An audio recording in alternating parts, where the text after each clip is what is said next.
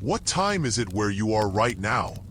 And where in the world are you watching this from? I'm asking because what I'm about to reveal to you transcends time zones, transcends physical location, transcends everything you think you know about reality itself. Because today, we're diving into one of the most powerful and most misunderstood spiritual principles that has been hidden in plain sight for thousands of years. You see, when most people hear the phrase, "as above, so below," they think it's just some mystical saying, some philosophical concept that sounds profound, but doesn't really mean anything practical in their daily lives. But what if I told you that this ancient Hermetic axiom is actually the key to understanding how reality itself operates, how your thoughts literally shape your world, how the macrocosm of the universe is perfectly mirrored in the microcosm of your own being, and how once you truly understand this principle, you can begin to consciously create your reality instead of being a victim to circumstances that seem beyond your control? The truth is, "as above, so below," isn't just a pretty phrase carved into ancient temples or whispered in mystery schools. It's a precise description of the fundamental operating system of existence itself. And for centuries, this knowledge has been deliberately kept from the masses because when you truly understand how the universe works, when you realize that you are both the observer and the observed, the creator and the created, the microcosm reflecting the macrocosm, you become unstoppable in your ability to transform your life and transcend the limitations that society has programmed you to accept. But here's what they don't want you to know. Every single moment of your life, every thought you think, every emotion you feel, every belief you hold is creating a vibrational signature that is being reflected back to you through your external circumstances, through the people you attract, through the opportunities that show up or don't show up in your life. Because the universe is literally a mirror, and what's happening above, in the realm of consciousness, in the realm of your inner world, is being perfectly reflected below in the physical world of your experience. Think about this for a moment. When the ancient Hermetic philosophers, the mystery school initiates of Egypt, Greece, and Babylon spoke of "as above, so below," they weren't speaking metaphorically.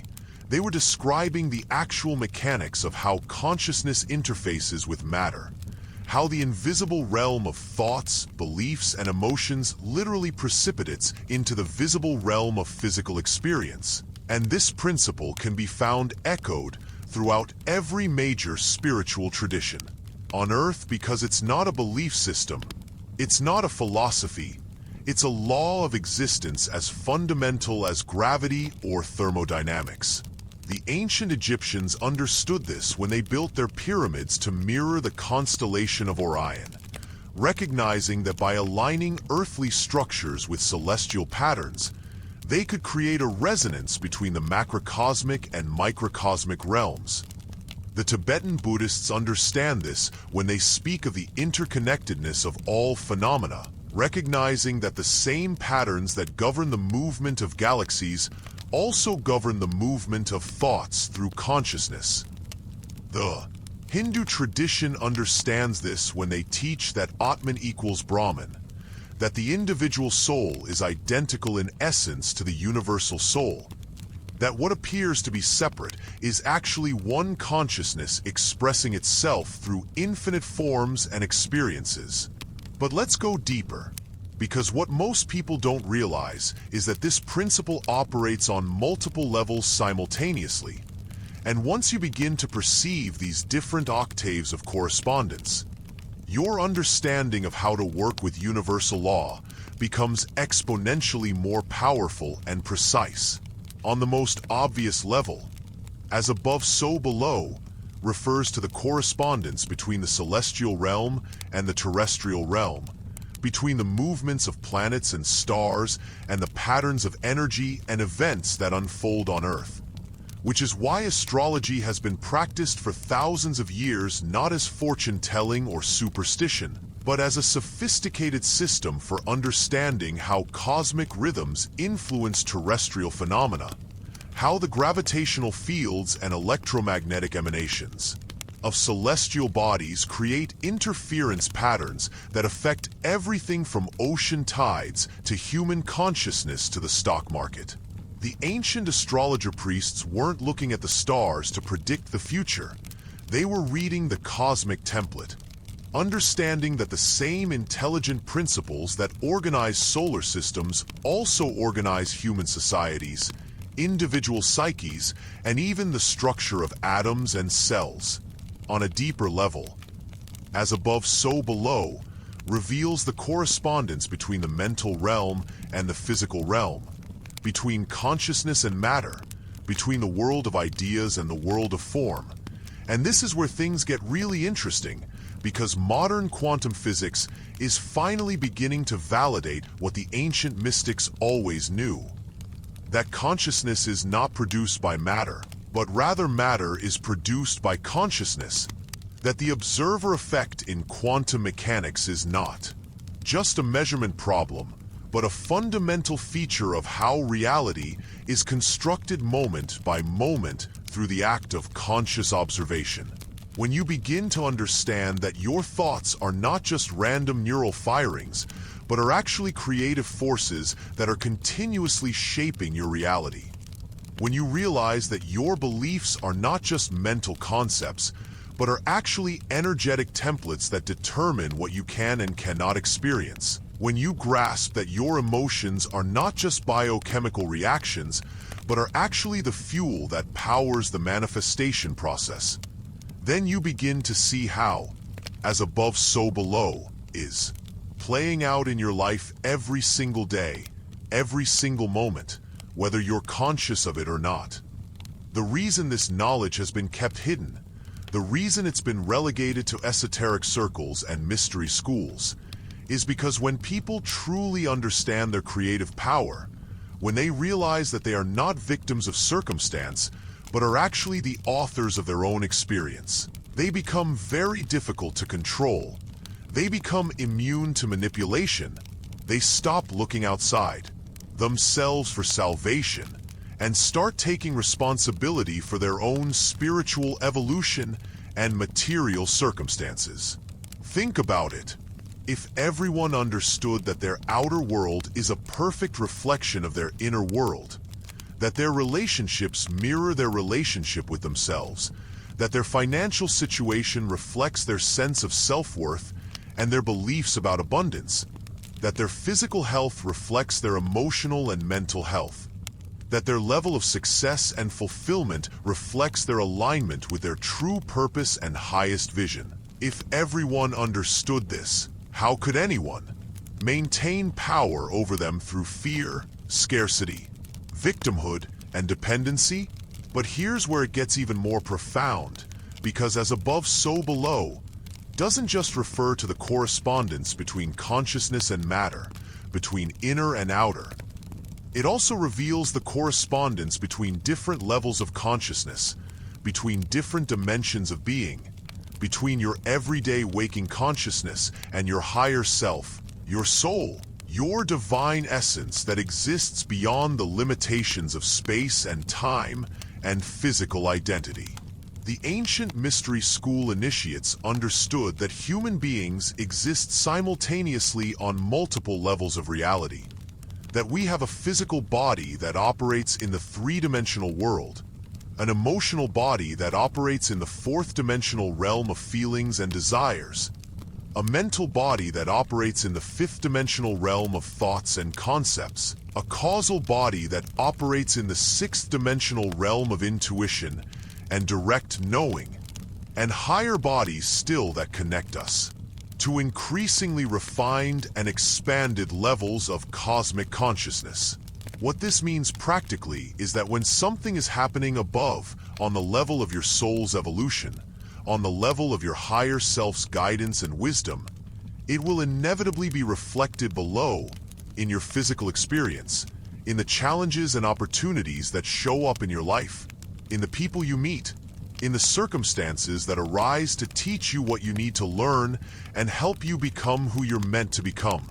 This is why so many people report having profound spiritual experiences, mystical insights, or moments of awakening, only to find their external life becoming more challenging for a period of time.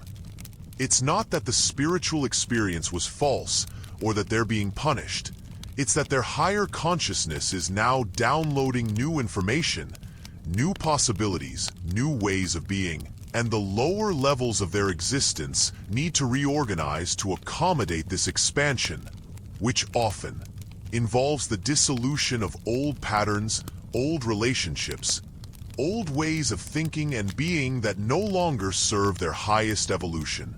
The Hermetic tradition teaches that there are 7 levels of correspondence, 7 octaves of as above so below, that operate simultaneously, and understanding these can give you incredible insight into how to navigate your spiritual development and material manifestation more consciously and effectively.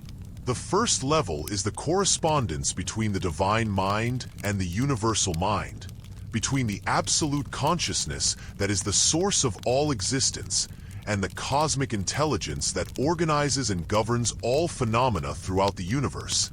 And this level is usually beyond the direct perception of most people, but can be accessed through deep meditation, mystical experience, or profound spiritual surrender. The second level is the correspondence between the universal mind and the planetary mind, between the cosmic intelligence and the collective consciousness of our particular world, which includes the morphic fields that shape species behavior, the archetypal patterns that influence human psychology, and the collective karma that creates shared historical experiences and cultural evolution. The third level is the correspondence between the planetary mind and the collective human mind, between the overall consciousness of our world and the shared mental atmosphere of humanity, which includes things like mass media, social trends, political movements, religious beliefs, scientific paradigms, and cultural values that shape how groups of people think, feel, and behave. The fourth level is the correspondence between the collective human mind and the individual mind, between the shared mental atmosphere of humanity and your personal consciousness, your unique combination of thoughts, beliefs, memories, and mental patterns that create your individual perspective and experience of reality. The fifth level is the correspondence between your conscious mind and your subconscious mind, between your everyday waking awareness and the vast reservoir of memories, habits, instincts, and programming that operates below the threshold of conscious awareness, but exerts tremendous influence on your thoughts, feelings, and behaviors. The sixth level is the correspondence between your mental body and your emotional body, between your thoughts and your feelings, between what you think and how you feel. And this level is crucial to understand because your emotions are the bridge between consciousness and matter, between the invisible realm of ideas and the visible realm of physical manifestation. Your thoughts without emotional charge remain as abstract possibilities, but when you feel something deeply, when you generate strong emotion around a thought or idea or vision, you activate the creative power that begins to attract and organize the circumstances, people, and opportunities that can bring that vision into physical reality. The seventh level is the correspondence between your inner world and your outer world, between your subjective experience and your objective circumstances, between what's happening in the privacy of your consciousness and what's showing up in the external world of your relationships, your career, your health, your finances, and all the other areas of your life experience. Now, here's where this gets practical and immediately applicable to your life. Once you understand that these levels of correspondence are operating all the time, you can begin to work with them consciously instead of being at their mercy unconsciously. You can begin to use the principle of as above, so below as a diagnostic tool to understand what's happening in your inner world by looking at what's showing up in your outer world. And you can also use it as a creative tool to deliberately shape your outer world by consciously changing what's happening in your inner world. For example, if you're experiencing conflict and drama in your relationships, instead of blaming the other people or trying to change them or thinking that you're just unlucky in love, you can ask yourself, what kind of internal conflict am I experiencing?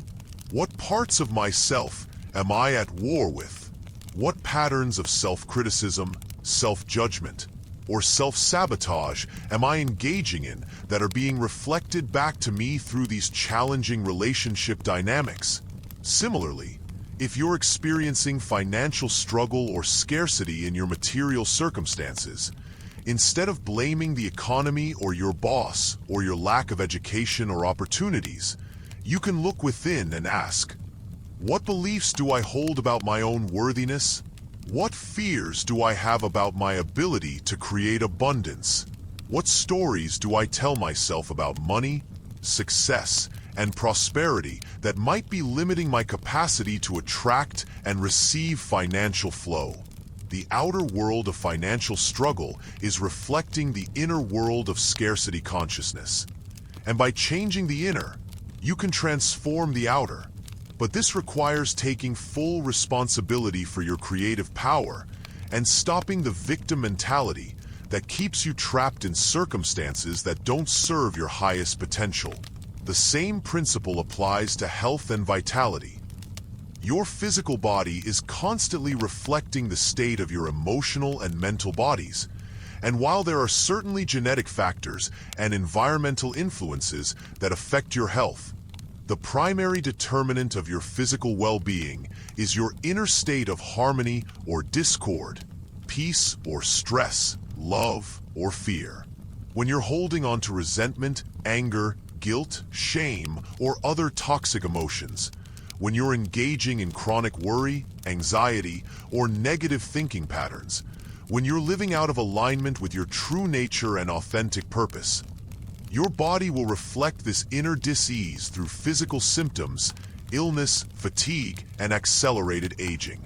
But when you cultivate inner peace, joy, gratitude, and love, when you align your thoughts with truth and beauty and goodness, when you live in harmony with your soul's purpose and highest values, your body responds by generating vitality, health, and radiant energy that others can feel and are drawn to. Understanding, as above so below, also gives you incredible insight into how synchronicity works, how meaningful coincidences and seemingly magical connections show up in your life when you're aligned with higher consciousness and living from your authentic truth. Carl Jung recognized that synchronicity is not random chance, but is actually evidence of what he called the acausal connectedness of all phenomena. The way that inner psychological states attract corresponding outer circumstances through resonance rather than through linear cause and effect. When you're in a state of love, you attract loving people and experiences. When you're in a state of fear, you attract fearful people and experiences. When you're in a state of abundance, you attract abundant opportunities and resources. When you're in a state of lack, you attract circumstances that confirm and reinforce that sense of limitation and scarcity. This is why spiritual teachers throughout history have emphasized the importance of inner work, of meditation, of consciousness development, of healing your emotional wounds and transforming your limiting beliefs. Because they understand that changing your inner world is the most efficient and powerful way to change your outer world. That working on yourself is not selfish, but is actually the greatest gift you can give to everyone around you. Because as you heal and evolve and embody higher states of consciousness, you automatically uplift the collective consciousness and make it easier for others to access those same elevated states. The ancient Buddhist concept of the Bodhisattva, the enlightened being who vows to help all sentient beings awaken, is based on this understanding that individual transformation contributes to universal transformation, that as above, so below. But here's what makes this principle even more powerful and mysterious. It works in both directions simultaneously, which means that not only does your inner world create your outer world, but your outer world is also constantly influencing and shaping your inner world, creating feedback loops that can either elevate your consciousness and expand your possibilities, or trap you in limiting patterns and repetitive cycles of experience. This is why the ancient mystery schools placed so much emphasis on creating sacred environments, on surrounding themselves with beauty, harmony, and symbols that would remind them of higher truths and keep their consciousness attuned to elevated frequencies. They understood that consciousness is not isolated inside your head, but is actually an interactive field that is constantly resonating with and being influenced by the vibrational environment in which you live, work, and spend your time. This is also why modern society, with its emphasis on materialism, competition, fear-based media, and instant gratification, creates such a challenging environment for spiritual development and conscious living. Not because these things are inherently evil, but because they create a vibrational atmosphere that tends to pull consciousness down into lower frequencies of worry, anxiety, desire, and separation rather than up into higher frequencies of peace, love, wisdom, and unity. The principle of as above so below reveals that if you want to maintain and develop higher states of consciousness, you need to be very intentional about the people you spend time with, the information you consume, the environments you inhabit, and the activities you engage in. Because all of these external factors are constantly feeding back into your inner state and either supporting or sabotaging your spiritual growth. The ancient Hermetic texts teach that there are three fundamental planes of existence: the mental plane, the spiritual plane, and the physical plane, and that the principle of correspondence operates between all three levels, creating an intricate web of mutual influence and reflection that connects every thought to every emotion to every physical manifestation. On the mental plane, you have your thoughts, ideas, beliefs, memories, and mental patterns. On the spiritual plane, you have your soul essence, your connection to divine consciousness, your higher purpose, and your karmic patterns. On the physical plane, you have your body, your circumstances, your relationships, and your material environment.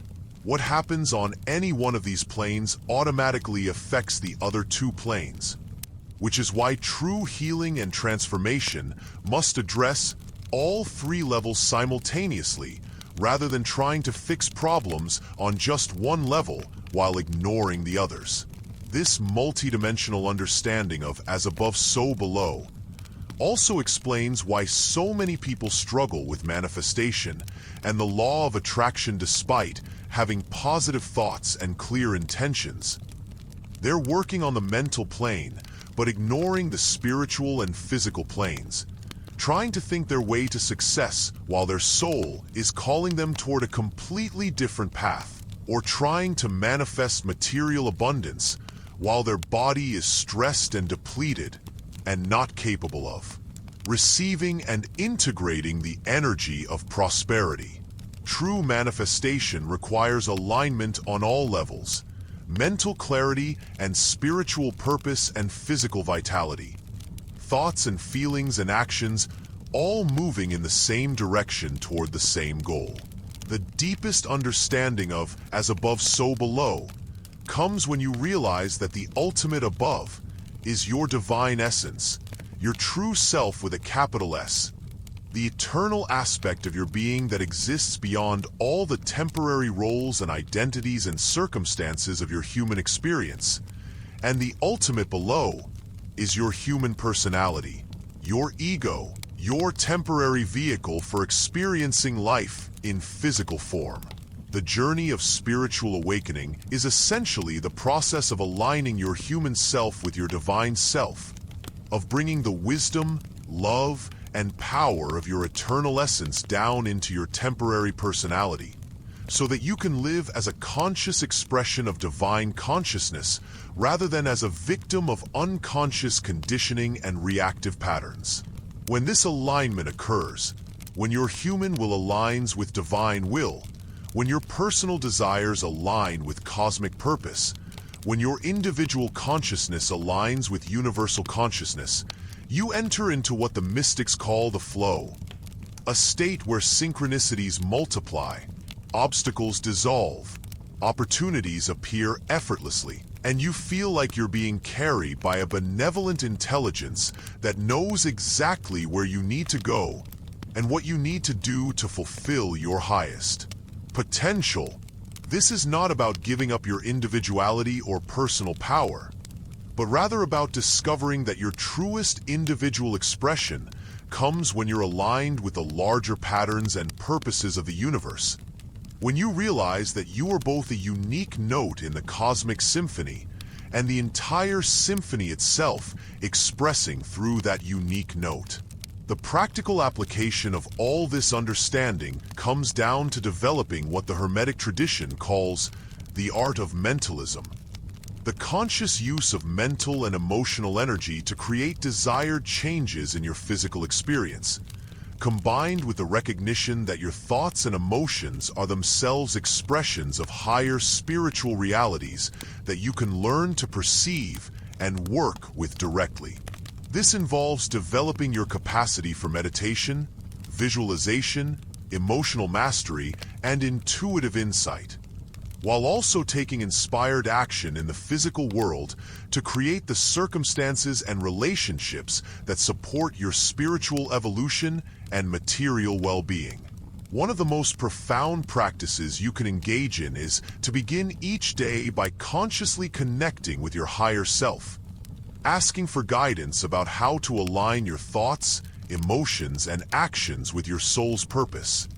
And then throughout the day, paying attention to how your inner state is being reflected in your outer circumstances, using every challenge and every opportunity as feedback about what's happening in the invisible realms of your consciousness. When you approach life this way, every experience becomes a teaching, every relationship becomes a mirror, every obstacle becomes an invitation to develop greater wisdom and compassion and power.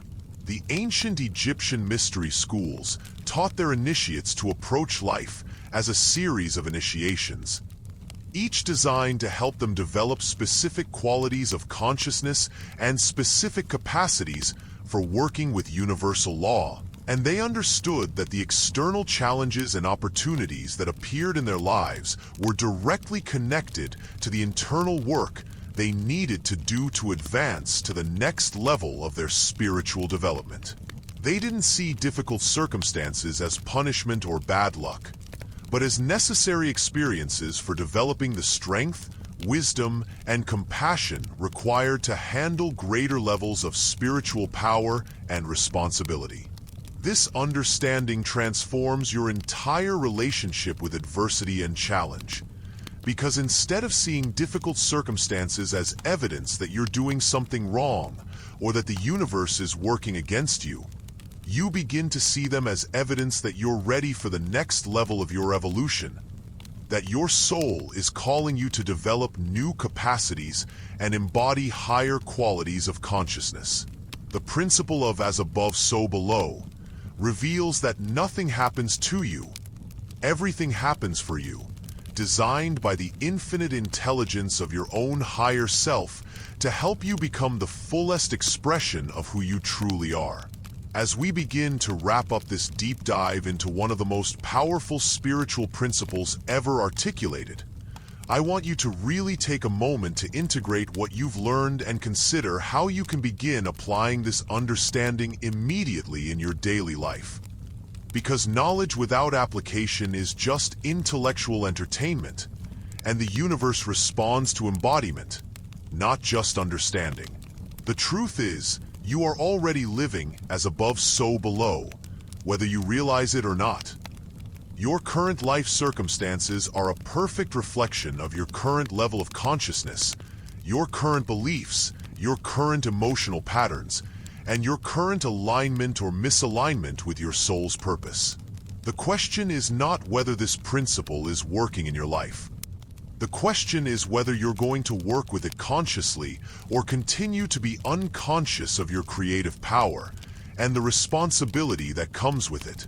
Starting today, begin to look at your outer world as a mirror of your inner world, not with self-judgment or criticism, but with curiosity and compassion, asking yourself what each situation and relationship and challenge is trying to teach you about yourself, and what it's inviting you to heal, develop, or transform within your own consciousness.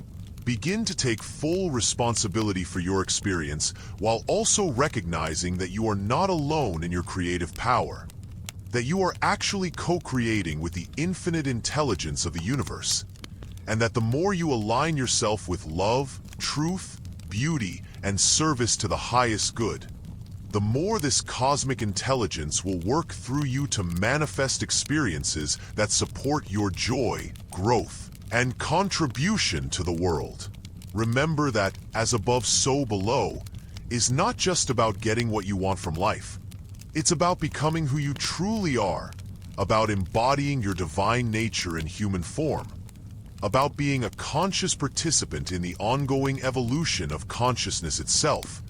And as you do this inner work of alignment and awakening, you automatically become a blessing to everyone whose life you touch, because you are literally anchoring higher frequencies of love and wisdom and peace into the collective consciousness of humanity, helping to tip the scales toward a more enlightened and harmonious world for all beings.